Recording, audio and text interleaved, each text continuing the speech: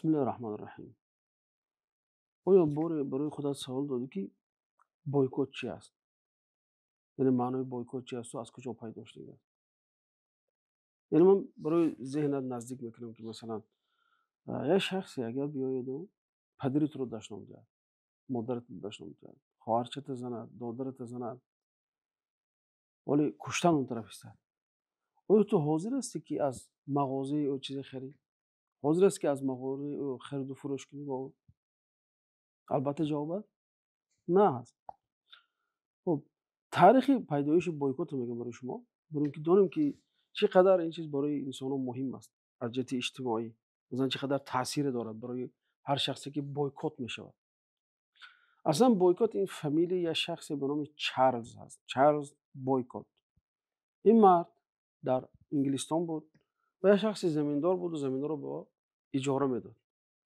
وقتی که نرخ اجاره بلند برداشت در یکی از شهرهای ایرلندی، مردم اونجا از او طلب کردن که نرخ پایان فرود 25%، لیکن اون پایان نفرود، سرسختی کرد، کشاکش کرد با اونها، لیکن نرخ نفرود. بعد اونها یک اتحادیه زمینداران یعنی که اتحادیه زمیندار به همین شکل یک اتحادیه تشکیل کردن.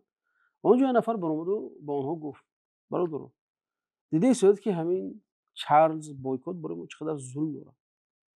یعنی باید گفت این بایکوت رو گفت ما به عزلت گسل میکنیم. یعنی که نباید وقتی مگزینت دارد اون سودا کردنشد سودا نکن، رفت آمد نکن، چیزی به اون نفروش، چیزی از اون نخر. یگون کارگر نباید که خانه رفت کار کنه، مثلا خانهش ویران شد استا نرود. کسی مثلا خانهش رفته همچون یک که دربان کار نکند.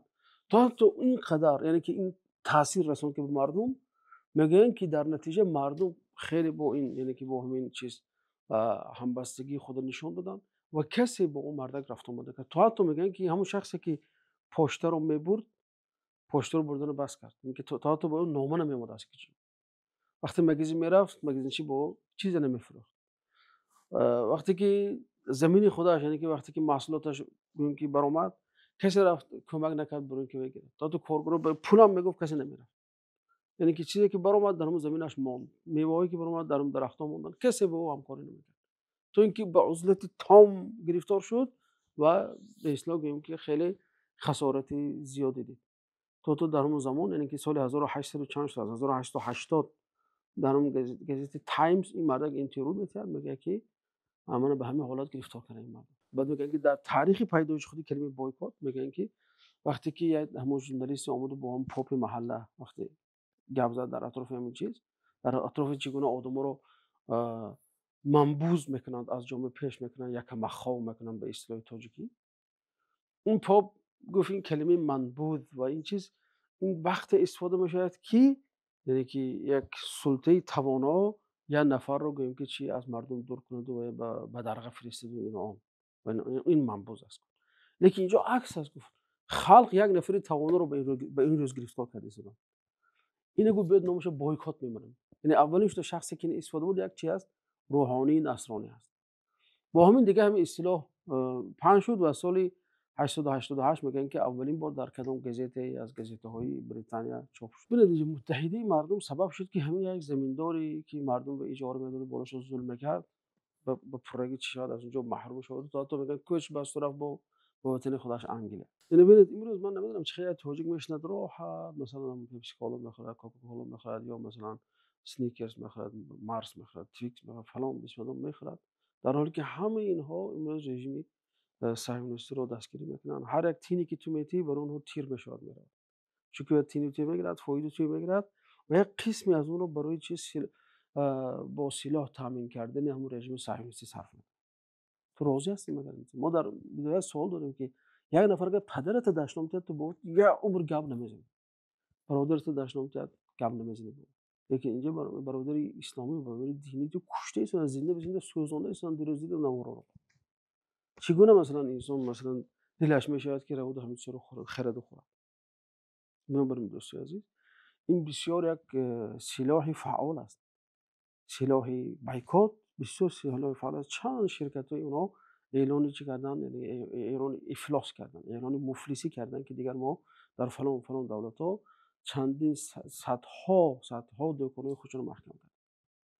اینچنین ما میتونیم از همین هندوستان که مثلا قریب همسایه ما هست تقریبا، هندوستان هم مثل که وقتی اون گاندی برآمد مردم چی کرد ترغیب به چی کرد بایکوت انگلیس کرد. همون سال 30 برآمدن تا انگلیس نمک رو مونوپول کرده بودن، احتکار کرده بودن.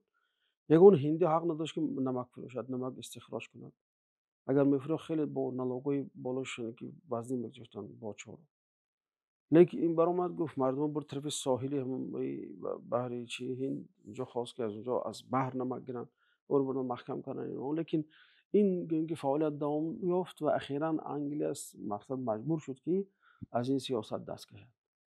این سیاست شکر پیش از این مثلا وقتی انگلیسی‌ها رو دونستن که شکری که اونا میخورن از اون پلانتاسیون میبرد که اونجا مردم رو میزنن میکشن، سیاها رو خیلی یعنی که غلام رو خیلی اذیت میدن. مردم 16 سال بایکوت اعلام کردن به شکر. حکومت انگلیس مجبور شد که غلامداری رو بکار کند، غلام فروشی رو بکار کند. یعنی که البته درست است در اول برای ما نظر ناگیر است، لیکن رفته رفته این تاثیر خودش رو خواهد گذاشت. یعنی تصور کنید مملکتی که مثلا 100 میلیون اهالی دارد، داخل 50 میلیونشون اگر از خریدن همین خودش رو بازدارد چقدر تأثیری بده به اقتصاد این شخصایی میرساند که اون رژیم رو برای کودک کشیش کمک میکنه. اینو برادر عزیز بسیار مهم است فکر کنید. یعنی که نباید که پول حلالی که کار میکنید در راه حرام صرف کنید. ببینید چقدر حرام کردن کار حرام مرتکب شدن آسان شده است. مهنت میکنی، زحمت میکشی، پول حلال میابی، میری یک تموسی که در بایکوت از میخری سبب کشتن یک مسلمان میشه، سبب ساختن یک مسلمان، سبب ویران شدن خانه یک مسلمان میشه. باید به این مسئله جدی نگاه کرد دوستان. خدا ما را موفق کنه. السلام علیکم و رحمت الله.